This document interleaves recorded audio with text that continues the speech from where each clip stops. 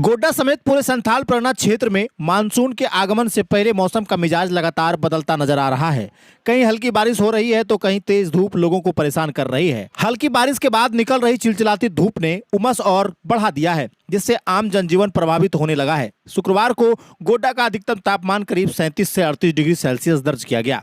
दोपहर के समय गर्म हवाओं और तेज धूप के कारण सड़कें काफी हद तक खाली दिखाई दी और लोग केवल जरूरी काम होने पर ही घरों से बाहर निकले। मौसम विभाग के अनुसार आने वाले 4 दिनों तक दिन और रात में तापमान में और बढ़ोतरी होने की संभावना है। अधिकतम तापमान 40 से 41 डिग्री सेल्सियस तक पहुंच सकता है, जबकि रात के समय में लोगों को गर्मी से थोड़ी राहत मिलने की उम्मीद है। बढ़ती उमस और गर्मी ने लोगों की परेशानी बढ़ा दी है। बाजारों में दोपहर के समय सामान्य दिनों की तुलना में काफी कम भीड़ देखी गई। लोग सिर पर गमछा, टोपी और छाता लेकर निकलते नजर आए।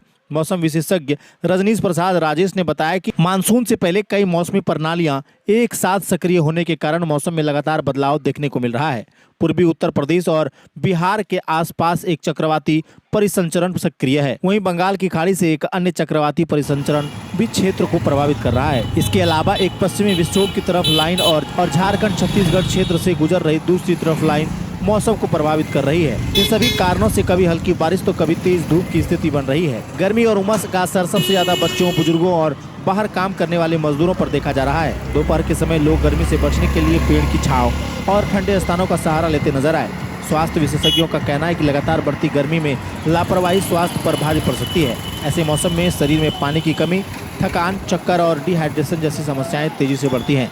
डॉक्टरों और स्वास्थ्य विभाग ने लोगों से सावधानी बरतने की अपील की है। विशेषज्ञों के अनुसार दोपहर 11 बजे से शाम 4 बजे तक बेहद जरूरी होने पर ही घरों से बाहर निकलना चाहिए। बाहर निकलते समय सिर को कपड़े, टोपी या छाते से ढक कर रखें। शरीर में पानी की कमी न हो, इसके लिए लगातार पानी पीते रहें और ORS, नींबू पानी, नारियल पानी या अन्य तरल पदार्थ का सेवन करें। धूप से लौटने के तुरंत बाद ठंडा पानी पीने से बचने की सलाह भी दी गई है।